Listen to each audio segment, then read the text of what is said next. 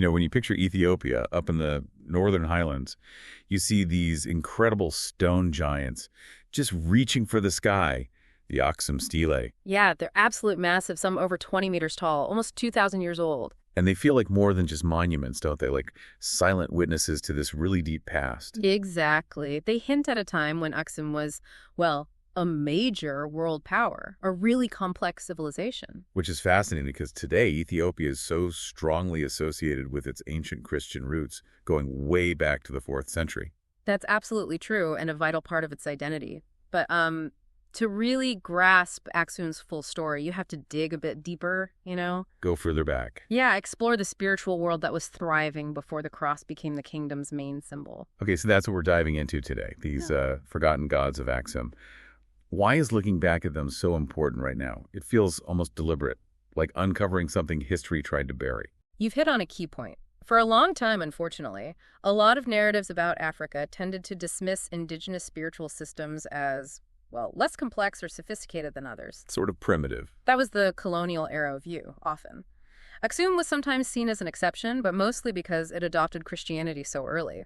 So bringing its pre-Christian pantheon back into focus is, you could say, an act of intellectual decolonization. How so? Well, it reveals this really intricate system of belief and ritual that deserves its own recognition, and it firmly places Aksum in that wider world of late antiquity, alongside places like Rome or Egypt or India. Right, places that also had dynamic polytheistic religions wrestling with change around that same time. Exactly. It shows Aksum wasn't just some isolated outlier, but a key player in that diverse spiritual landscape. Okay, let's start putting some names to these forces. The sources mention figures like Estar, Marem, Beher, Medrzat Badar. They sound important. Oh, absolutely central. They shaped everything, spiritual life, political power. You had Astar, linked mainly to the sky, the planet Venus, often seen as the head honcho, maybe the king of the gods, sometimes equated with Zeus. A sky father figure? Sort of, yeah. Then there's Marem, hugely important, the god of war, but also, critically, the divine father of the Aksumite kings. So the kings claimed descent from him. Directly. They called themselves son of Marem. Then you had Beher and Medr, representing the sea and the earth, showing this sort of cosmic scope. Covering all the bases, sky, earth, sea, war. Right. And Zat Badar, the sun goddess, whose presence might also point to connections across the Red Sea to South Arabia. So this deep dive, we're going from this world teeming with gods through this massive shift under King Azana, and then looking at what happened after Christianity took over. Because you're saying these gods didn't just poof, disappear. Not at all. They were transformed. The sources talk about them becoming spirit symbols and shadows woven into the new Christian culture in really surprising ways. So yeah, think of this less like a lecture, more like we're exploring an ancient mystery together, using the sources as our guide. All right, let's jump back to Aksum at its peak, before this big Christian shift. Yeah. What did that world of gods and rituals actually look like on the ground? Okay, picture a really flourishing, powerful kingdom. Its spiritual life was this fascinating mix, local traditions blended with influences from South Arabia, which makes sense given Aksum's role as a major trading hub. Right, connecting Africa and the wider world. Exactly. So at the top you have Astar, the main sky god, tied to Venus.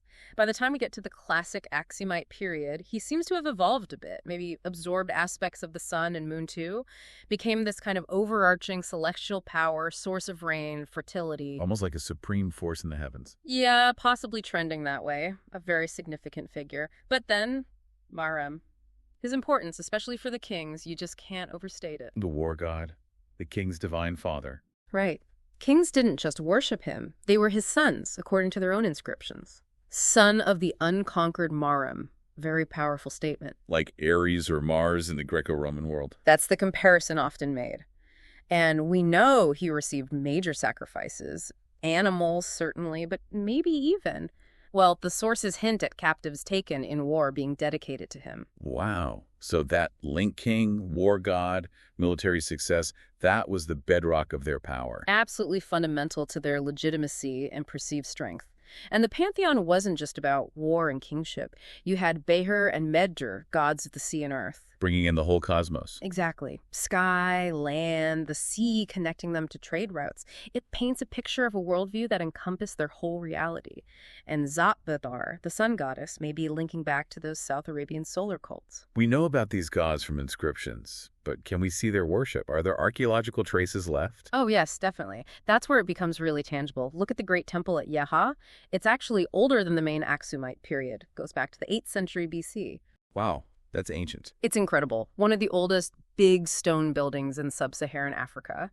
And it was dedicated to Almaka, a South Arabian moon god. Its style, its size, it tells you a lot about those early religious connections. So Yeha was like a major religious center before Aksum really took off. Kind of a spiritual precursor, yeah. And at sites like Yeha and in Aksum itself, archaeologists find smaller altars offering tables, often carved with a crescent moon and the solar disk. Symbols of those main celestial gods. Exactly. You also find things like purification basins and lots of animal bones, clear evidence of animal sacrifice. And you mentioned something potentially darker earlier. Yes, there are clues. From archaeology, like at a site called Beata Georges, and also how some inscriptions are interpreted, there's a suggestion that human sacrifice might have occurred. Possibly war captives offered to Maram. That's quite stark. It is, and it's interesting because later Ethiopian legends talk about a kind of serpent cult that demanded human tribute, so there might be a distorted memory there. Let's go back to the stelae for a moment. They're so iconic. Were they just giant gravestones? Well, their exact purpose is still debated. Royal tomb markers, yes, maybe victory monuments too, but their sheer height. It's hard not to think they also symbolized a connection to the heavens, right? Reaching up to the gods, part of the whole sacred landscape. More than just stone markers. Definitely part of the religious expression. And there were probably other sacred spots too, natural places. Like what? Features like the Meishum Reservoir near Aksum. Later traditions link it to purification rituals and things like sacred trees or groves, places believed to be inhabited by spirits. That kind of reverence for nature echoes in some Ethiopian folk traditions even today. So we have this picture. Powerful gods, divine kings, huge monuments, complex rituals. How did this whole system get turned upside down? This shift to Christianity under King Ezana seems so radical. It really was one of the defining moments in Aksum's history. Yeah. And yeah, it centered on King Ezana. He came to the throne quite young, and a really key person in his upbringing was his tutor, a man named Frumentius. Frumentius. He wasn't Aksumite. No, he was a Syrian Christian. The story goes that he was shipwrecked on the Red Sea coast and ended up at the Aksumite court. Quite remarkable, really. A shipwreck changes the course of an empire. That's amazing. It's an incredible story. So Frumentius became Ezana's tutor, and later church histories say he quietly nurtured a small Christian community there right within the court, while Aksum was still officially polytheistic. But initially, Ezana followed the old ways, didn't he? Oh, absolutely. His early reign, he was a successful military leader, expanding Aksum's influence. And his inscriptions from that time are classic Aksumite tradition. He proudly calls himself son of the unconquered Maram. He lists the old gods Astar, Meter, Beher. Standard practice for a king, then. Exactly.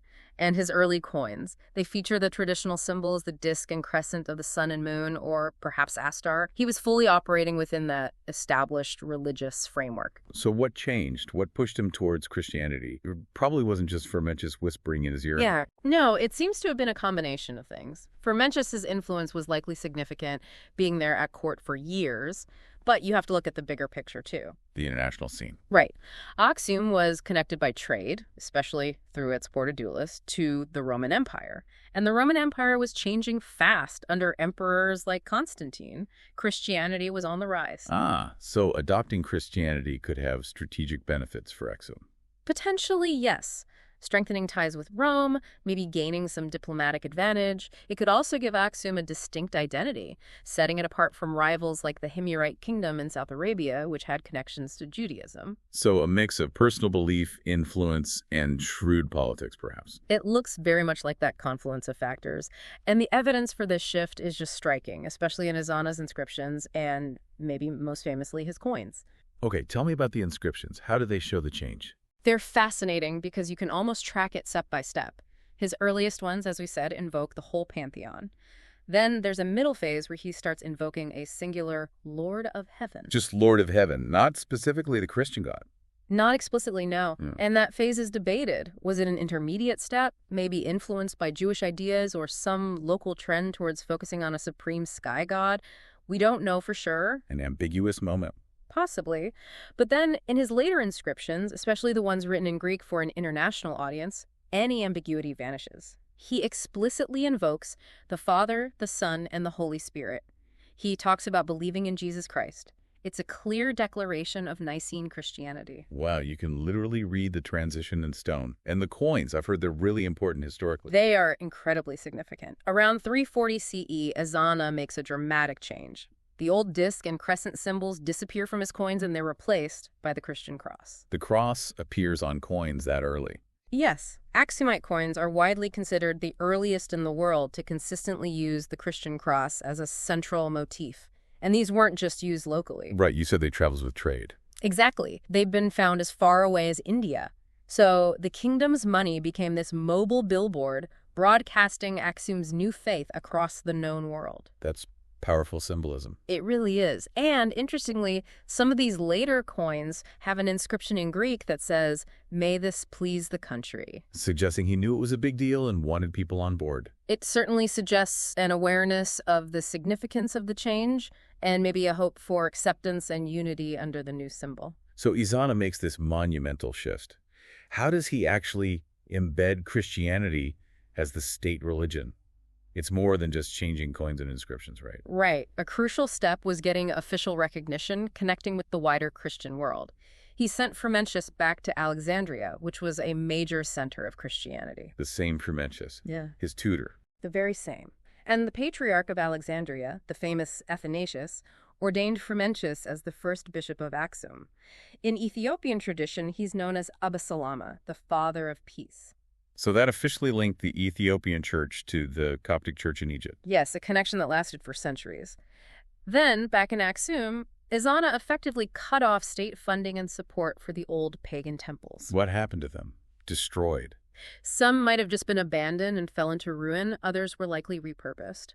Tradition strongly holds that the very first church of St. Mary of Zion, the most sacred church in Ethiopia, was built right on the site of a former pagan temple in Aksum itself. Building the new on the foundations of the old. Symbolically very potent, and Ezana actively patronized the building of new churches across the kingdom. Did his actions reflect this new faith in other ways? Yes, definitely. There's the famous Ezana stone, an inscription from after his conversion. It describes his military victories, but now he credits them to the Lord of Heaven, the Christian God, and it mentions his soldiers destroying enemy idols. Ah, so iconoclasm smashing the old god's images. Clear evidence of it, yeah.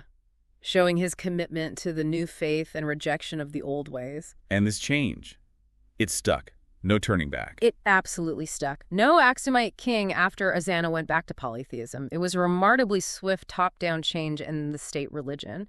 Ezana really is remembered as this foundational figure, an empire builder, yes, but also the one who anchored Ethiopia's identity to Christianity. And later legends grew up around this. Yes, like the story of the twin kings, Abriha and Atzbeha, who are often seen as symbolic representations of Ezana and his brother, reinforcing the importance of this conversion era in national memory. Okay, so the state converts, the elite follows, the king is Christian. But what about everyone else?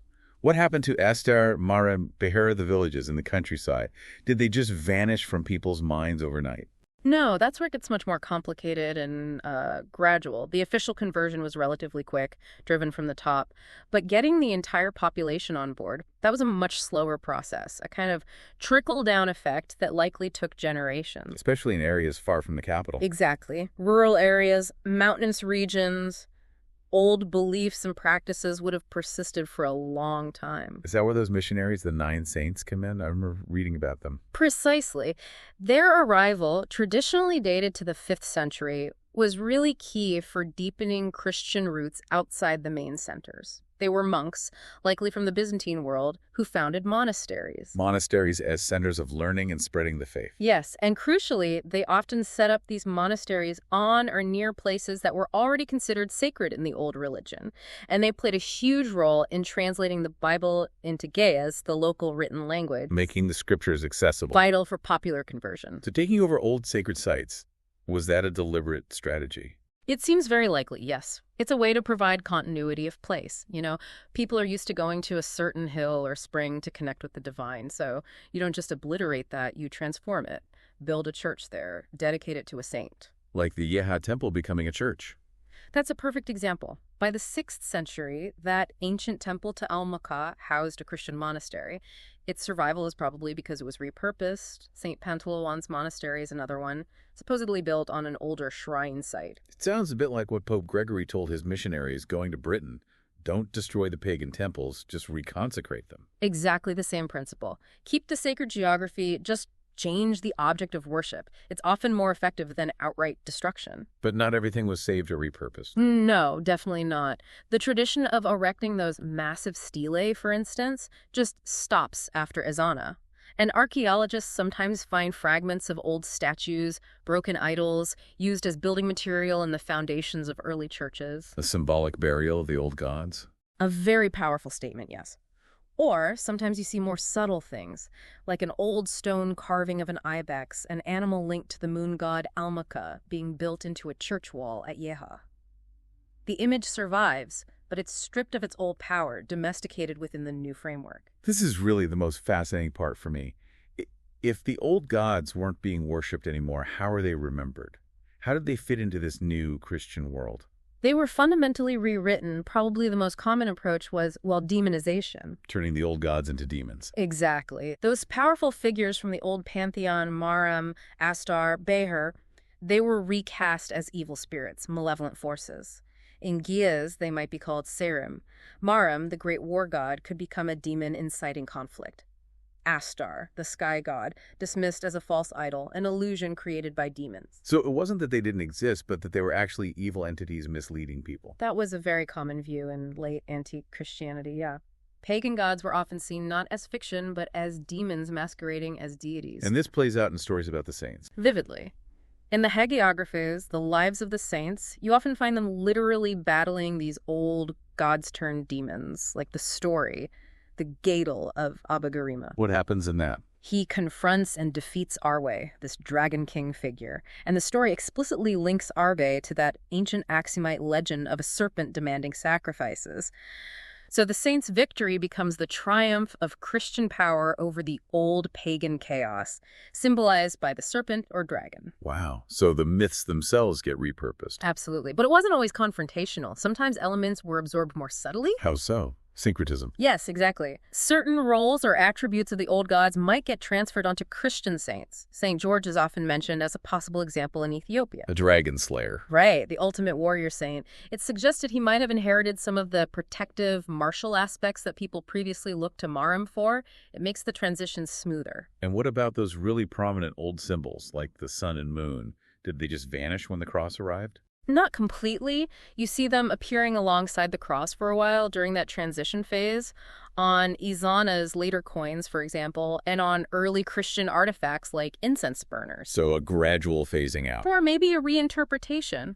Later on, in Christian art, you still see the sun and moon, but now they're often shown flanking the cross, not as gods themselves, but as part of God's creation, cosmic symbols under his dominion. It keeps the visual language, but changes the meaning. And the big historical stories, the national narratives, they got rewritten too. Oh, definitely. Look at the Kebra Nagast. It's the great Ethiopian national epic telling the story of the Queen of Sheba and King Solomon and the founding of the dynasty. Right, connecting Ethiopia to the Bible. Exactly. And in that story, the Queen of Sheba, Makeda, is specifically portrayed as originally being a sun worshiper. But when she meets Solomon, she renounces it. She says something like, "It's not good to worship the sun, but it is right to worship God." So the story acknowledges the old practice, but frames it as something surpassed. Precisely. It preserves the memory, but validates the new faith as superior. Does that Arwe serpent legend show up in the Kebra Nagast too? Yes, it gets woven into the narrative in different ways.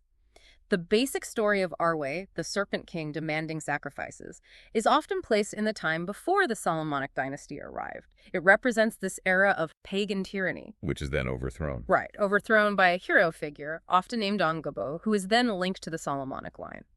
So the defeat of the serpent becomes symbolic of overcoming pagan chaos and establishing legitimate, righteous rule, which, in the context of the Kebra Nagast, is aligned with the Judeo-Christian tradition. So the indigenous myth gets co-opted to bolster the new narrative. A classic example, and later versions sometimes have Christian saints or kings directly defeating our way, making the message even clearer. Christianity triumphs over the old ways. It's a fascinating look at how myths evolve to serve new religious and political agendas. So they didn't erase the pagan past entirely, but reframed it as this sort of dark age that Christianity delivered them from. That's a good way to put it. There was also this tendency sometimes among later writers to kind of smooth things over even more. Wow. By claiming, anachronistically, that the ancient Aksumite kings before Ezana actually worshipped the God of Israel all along, basically trying to erase the pagan period altogether to create this unbroken line back to biblical history. Wow, retroactive monotheism. Exactly. Are there any hints of these old beliefs still around today, maybe in folk customs or language? Scholars suggest there are, yeah. You might see echoes in certain folk practices, maybe related to agriculture, blessing fields, or a particular reverence for specific natural spots, ancient trees, springs, even ones located within church grounds now. Little remnants. Little remnants. Ethiopian Christianity itself has a very strong sense of the cosmos, of nature's place in God's creation, which some see as potentially influenced by that older stratum of belief. And even in language, the main Amharic word for God, Exibir. Some linguists think it might possibly echo the name of Beher, the old god of the sea and earth. Fascinating how words can carry those echoes. Language adapts, sounds get transferred, old concepts might subtly shade new meanings. Now, this whole process, demonizing the old gods, repurposing their sites, blending elements into saints or symbols, was Aksum's experience unique? Not really, no. The strategies Aksum used, they fit a much broader pattern we see all across the ancient world as regions transition to Christianity. Like where else? Think about Rome. Pagan temples like the Pantheon were converted into churches. Old festivals got Christianized. Or look at Armenia, another very early Christian kingdom. Temples were destroyed there, but figures from the old myths, like the thunder god Vahan, might have survived disguised in legends about Christian dragon slayers. So Aksum was using a kind of standard toolkit for religious change in late antiquity. Pretty much, yes. The specific details, the gods involved, the impact on Ethiopian identity that's unique to Aksum, but the methods repurposing, demonizing, syncretism, those were common strategies for managing these massive cultural shifts. So, these gods, once the heart of a major kingdom, they didn't just vanish. They were transformed, rewritten, sometimes demonized, sometimes absorbed. What does rediscovering them actually mean for how we understand Aksum and maybe Ethiopia today? Well, it tells us they weren't truly forgotten, were they? Just kind of hidden in plain sight, embedded in myths, in symbols, maybe in place names or linguistic traces, like fossils within the culture, as the sources put it. Waiting to be found again. Exactly. And modern scholarship deciphering inscriptions, doing archaeology, has really brought them back into the light. And the sources talk about a mythmaker's opportunity now. What's that about? Yeah. It's this exciting idea that contemporary artists, writers, creators, they can take these fragments, these rediscovered stories and figures, and weave them into new narratives. Not to replace the Christian story, but to add to it. Precisely. Wow. It's not about clashing with Ethiopia's incredibly deep and important Christian heritage. It's about enriching it, adding these layers of pre-Christian color and depth to the national story, giving it even more texture. Like finding a whole prequel series you didn't know existed? Kind of. You could imagine, say, a historical novel from the perspective of a priestess of Astar trying to navigate Ezana's conversion. Or maybe an Afrofuturist story where the cosmic serpent Arwe isn't just a legend, but some kind of interstellar force. The creative possibilities seem huge. They really are. It's a chance for artists to engage with this deep past in fresh ways. And doing this, it's more than just making cool art. Yeah. Right? There's a deeper significance. Absolutely. On one level, it's about national identity, bringing forward these indigenous figures and symbols, Marem for strength, maybe Astar for leadership, Arwe as a complex figure embodying chaos or warnings about power. These come directly from Ethiopian soil. Reclaiming local heroes and myths. Yes. And it's also, frankly, an act of historical justice. It pushes back against those old colonial narratives that basically denied Africa had complex mythologies or sophisticated spiritual systems before outside influence. Challenging the idea that real mythology only happened elsewhere. Exactly. Saying, look, Aksum's pantheon, its stories, They deserve a place alongside the Greek gods, the Norse gods, any other major world mythology. It's about reclaiming cultural dignity, a kind of artistic decolonization, contributing to this wider Afrocentric rediscovery of heritage. So what an amazing journey for these gods. From ruling a kingdom to becoming demons and shadows and legends, and now potentially stepping back into the light through modern storytelling. It's a really powerful reminder of how cultures adapt, remember, and transform their pasts in such complex ways. Their story shows that even when a whole belief system seems to be replaced, its echoes can resonate for centuries, shaping identity and narrative in ways we're still uncovering. It really makes you think. So maybe the thought for you, listening, to take away is this. What other fascinating stories, what forgotten figures might be lying just beneath the surface of the history you thought you knew, just waiting patiently to be rediscovered?